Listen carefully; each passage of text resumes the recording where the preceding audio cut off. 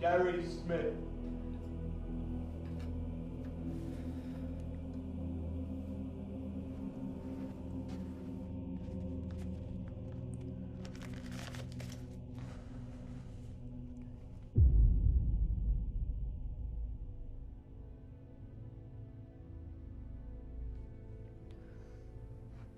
I am pure love.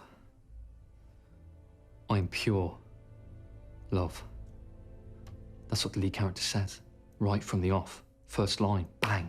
For all the titles, for the, you know, the gubbins, the shit. The fella in his swimming trunks hitting the big gong with his hammer. For all the opening credits when you're fingering your popcorn or texting your mate or titting up your girlfriend waiting for the action to start. Boom, I am pure love. That's his first line. It's the opening line of the film, and at the end, at the very end of the film, final scene, the cancer scene. The big cancer scene in the hospice where you're like, you get it. You know what I'm saying? You really get it. I am pure love. Boom. And that line makes no sense at all. Not at the beginning of the film, which is what I want. It's intentional. I've set it up that way. Start with confusion.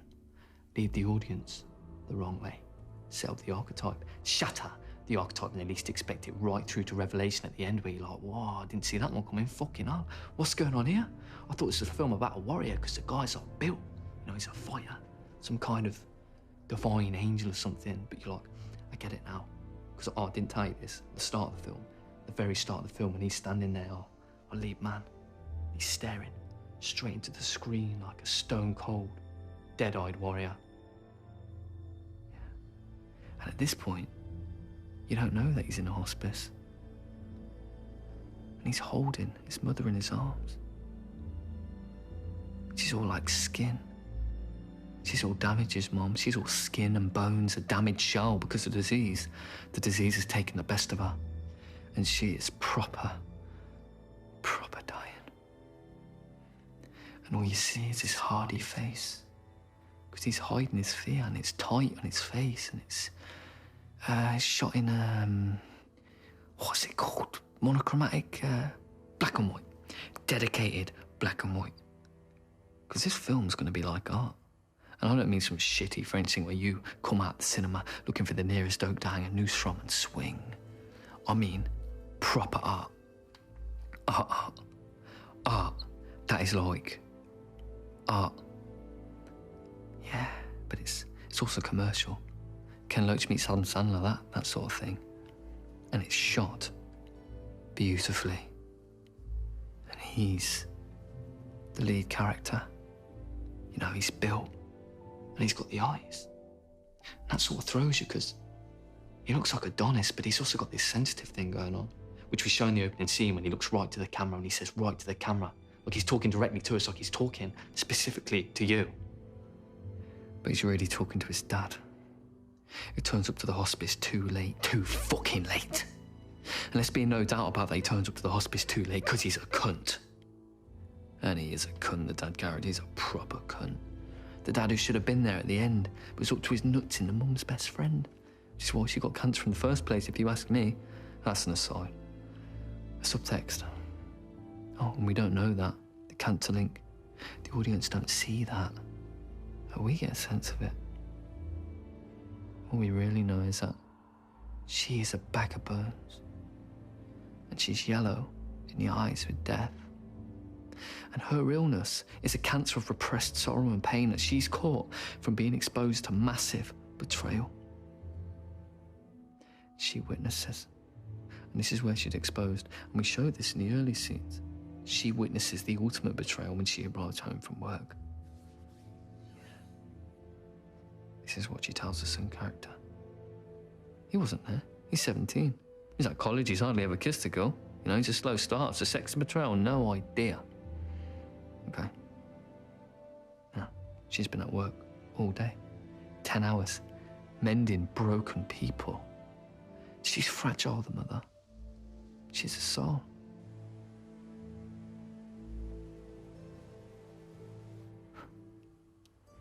And she's treating heroin addicts at the nearby hospital, but she's brittle as a soul. Beautiful, spiritual energy. She arrives home. Now, this would work great in the middle act, yeah? It's based on my own mum and dad, but not exactly. Although my mum did die of cancer, and my dad is a cunt. So she arrives home, finds him in bed with her best mate. Yeah, finds him shagging her best mate in their bed. Well, she kicks off. Well, you would, wouldn't you? She kicks off the mum character, and he drags her down the stairs. It's not difficult. She's 7 stone and he's a throbbing lump. Yeah, he drags her by her hair, bangs her face and nose and mouth of every sharp object in the house, and he's buckled and bleeding in the front garden like some crippled dog.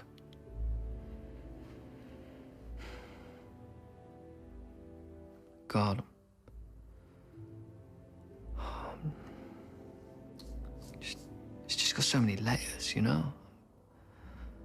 Probably not pitching it great, am I? I'm losing myself.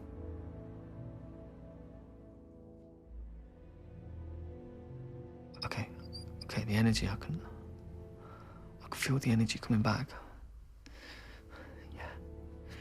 Yeah, the son character, he finds out about all of this. He's a little bit Edmund, you know? Wild, angry. Edmund the bastard, King Lear. Why, bastard? Wherefore base? When my dimensions are as well compact, my mind is generous and shape as true as honest madam's issue. Why brand thee us with base? With baseness? Bastardy, base. Base. He, the son character, he finds out about the beating. The neighbours have called him from college. They found her in a puddle of thick red on the hard pavement. They've put her in a taxi and they've called the boy from college who collects her from the hospital practically in a bucket. She's walking wounded. Nose all over her face, clumps of hair missing, bald patches from his ripped the locks clean off her head, a beautiful, pretty face. A rainbow of colours, a rainbow.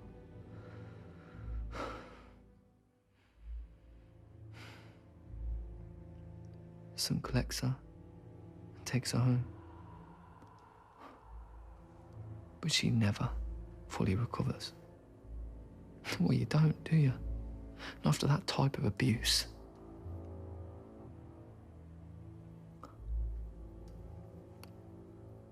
You know, she hardly speaks for months. Her voice withdraws in shame.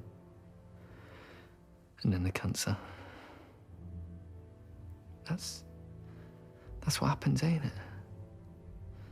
First the shame, fathom deep shame, and then the pressing down of the pain, and then the cancer. But that's the end of the film. That's the final scene when the audience is like, wow, I did not see that coming. And even when the police come round, this is in the middle of the third act, after the dad lobs the mum over the stair railing and calls her a spunk-sucking prostitute, which broke my mum more than anything, because she only ever had sex with one man in her whole life. And that was my dad. Yeah. When the police come round in the film, she won't open her mouth. She won't say a word. She covers for him. That's how loyal and beautiful she is. She covers for the twat. And the police, listen to this, you'll think I've made this up. I fucking wish I had. The police give her a warning. They give her a warning. What kind of fucked up policing is that? They say it was her fault, that she should have kept away from him, the dad character. She covered for him. It's a great scene, that. It's gonna get the audience right there. Yeah. It sets up the final scene. I am pure love. The finale. The payoff. Yeah. So the son character, he looks after the mom, even though he's only 17. This body, this machine that my soul is in, it's vulnerable, innocent. You betrayed me. You're my father. You're supposed to be there for me. Keep me secure. Love me.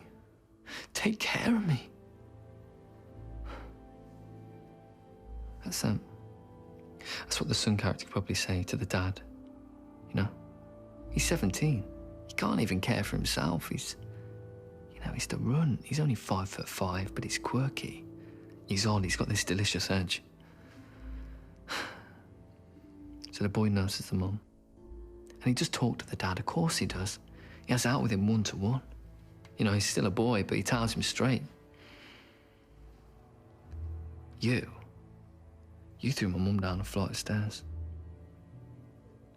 You're not my dad anymore. You're my friend. But you're not my dad. Look at this shit you've left on my plate. I'm still picking up this shit. I like doing that, and I tell you why. I like picking up the shit. It's payback for the early years. The favours you did me. Not love. Favours. Yeah. Mum character says, this is where the comedy comes in. I don't want to be typecast. See, I want people to see that I can write action, I can write drama, I can write sex, because the son character, listen to this, you'll love this little twist. I'll come back to the comedy. See, this story's going to have everything. We're not even 10 minutes in when bang, that's fucking graphic sex scene. The skinny teenager runs his skinny little teenage bones to dirty old bastards in the public toilets, just to earn some money to pay off his dad's debts. $1,000 to pay off his gambling addiction. Because the bailiffs are kicking the door in every other day and they're giving the dad depression. Well, the debt gets paid, the dad gets a reprieve, and the son gets an arsehole like a clown's pocket. And the mum character, the mum I was telling you about, the comedy, the mum character goes, what favours did he ever do for you? The son character goes, it's funny, he goes, he did me favours, loads of favours. The mum character goes, she folds her arms like that, she goes, oh, come on, what favours did he ever do you? And the son character goes, you know, he thinks for a few seconds and then, well, he gave me a lift to college one day. And the mum character goes, yeah, that was once, only because he had to pass the college to get to the pub. Fucking funny scene. Favours? What fucking favours? Used to try and give me mentoring talks, my dad. Did I tell you that? Mentoring. Me. Life's a bitch, son, he'd say. Life's a bitch, and that's why God gave us drugs and drink and gambling and sex so we could cope with it. Life's a bitch. Tell me something I don't know, you old bastard. I don't need your shitty mentoring talks. I should be mentoring you. I don't think he ever was a dad. Wasn't that sort of relationship, you know? Not at all. Doesn't tell him all this to his face. He says it all in a letter. I forgive you. I forgive you. Yeah? But when you're old, when you're properly old, and you're in an old people's home and you're properly alone and nobody wants you anymore, I'm gonna come to that old people's home. And I'm gonna pay back the favours you did me. You did me favours, not love. You gave me lifts to places. And I'm gonna pay you back. The bruises heal. The heart does not. The mum character says that. Good line. And then the cancer gets her. She can't find a way to bleed the pain. So it's pressed inwards, turned inwards, root bound. Cancer. The boy studies up on it, yeah.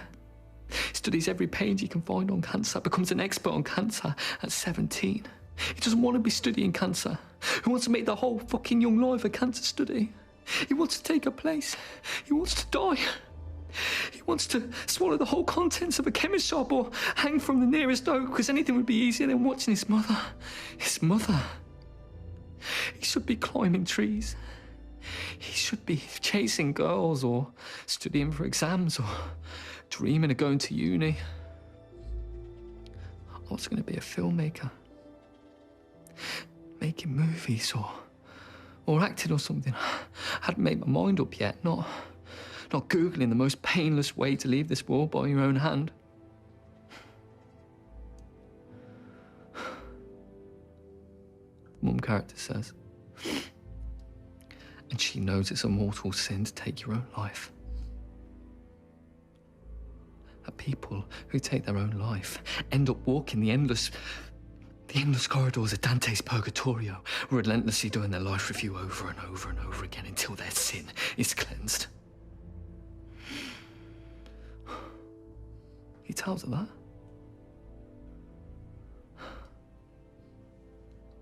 This is an earlier scene, when the agony has diseased her thinking, and she's looking for the ultimate pain relief. He's clammy wet with sorrow, this boy. This runt, this small bundle of quirk, he's desperate. Please help me to die, she says. And all he keeps thinking is, please, please, please, Mom.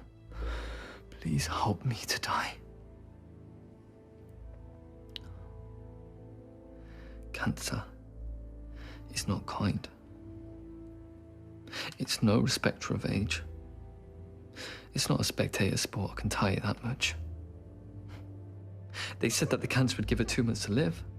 That's how they said it, like the cancer was in charge now, like the disease was in command. It wasn't the doctors or nurses, but the cancer who decided she had 2 months left to live. The mom finds cancer in her bones. And the son finds suicide websites on the World Wide Web, and the dad finds religion in the good book. Fucking religion. That's fucking convenient, isn't it, Dad? Gambling would have been safer, at least it's fucking honest. And the dad says that God will save her, and that the mum won't die. And he says all this in phone calls and Facebook messages and texts on the mobile phone. Because he can't find his way to the hospice. No, that's not true. He can find his way to the hospice. But he won't. He won't because he knows. He knows if he sees her cancer, he sees the truth. That it's his cancer. The cancer he gave her. And not when he was having sex with her best friend. And not when he threw her down 2 flights of stone stairs and beat her like a dog in the street. The cancer he gave her when he called my mom a prostitute.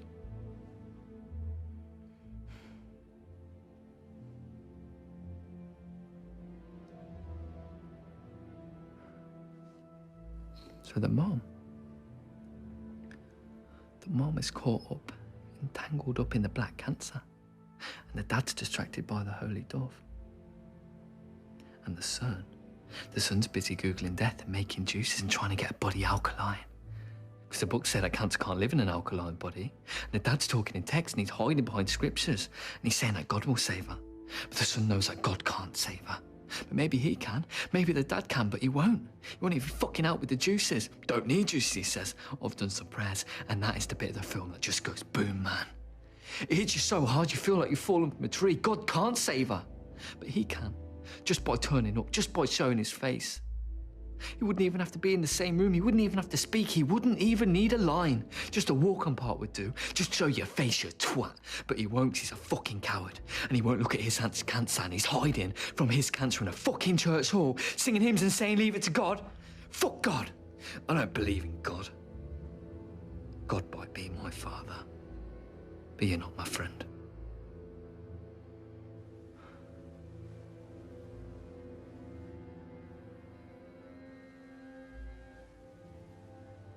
Some character says this. And that's what's going to make this a film that people crawl away from. Crawl away like a creeping thing. Yeah. Like someone's walked into the cinema and thrown a truth grenade and said, have some of that.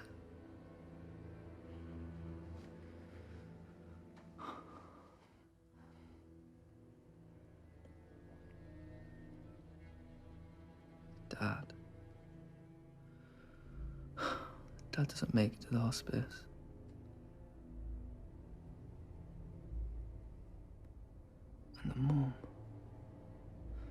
Mum dies at 5:15 in the morning. She dies in the son's arms. He's holding her like she held him when he was a baby. And he's holding her. And he's comforting her. And he's shushing her. And the dad should have been there. But the dad was not. So he's holding her as she goes. As the body dies. As the spirit leaves, it bursts out the coil. He feels it. He feels it leave. He wants to follow. And then there's this confusion.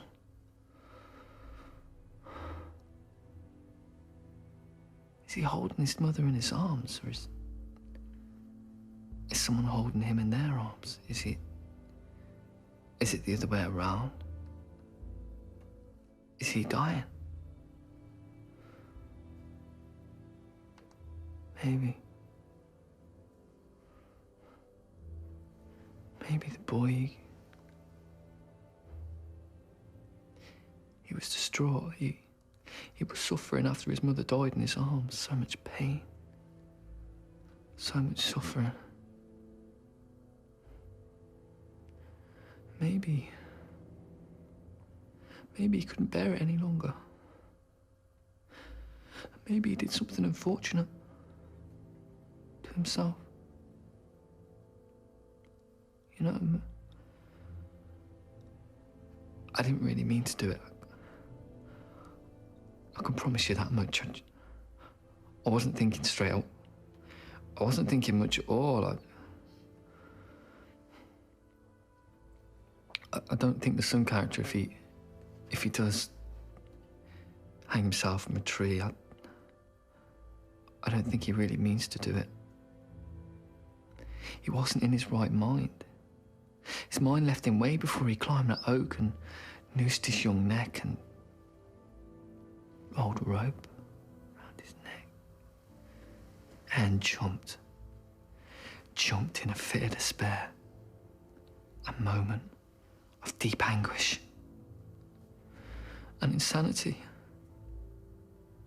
Because the audience might not understand this, but it's important that they do understand this. I don't want them to hate the boy. He was just lost in his pain. You know, the rope around his neck, his balm, his comfort. Because even breathing in the world without his mother is lashes to this poorly boy.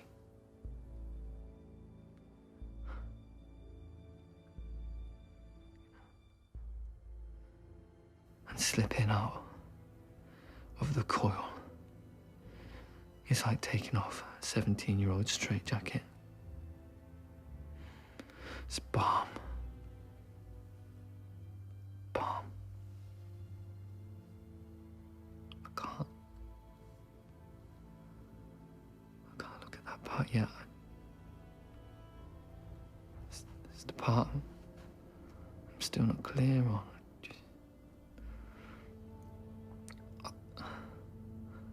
I feel like I can't finish the story. I can't move on to the next scene until I've concluded the last scene. I know at the end of the film the boy feels heaven. That's clear. That's the end scene, definitely.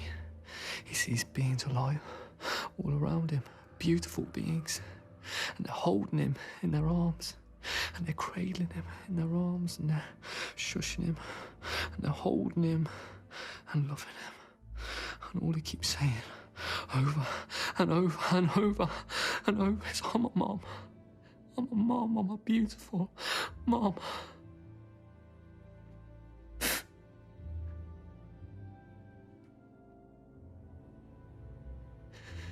And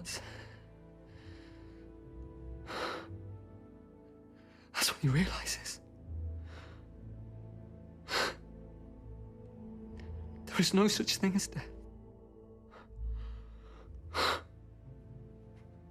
He sees it. That's what the audience get. That's the payoff. This is when he turns to the camera and he's become a glowing being himself, and he's hovering above the ground. He's hovering like Swayze in Ghost. This is the beginning of the film. And this is where it ends. He looks at the camera. And the audience suddenly get it. He's dead.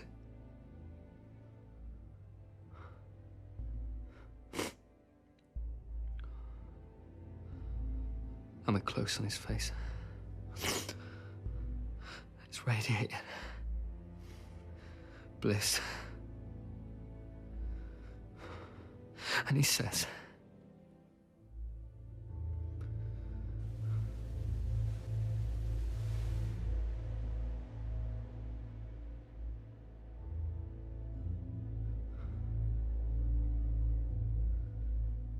I am pure love.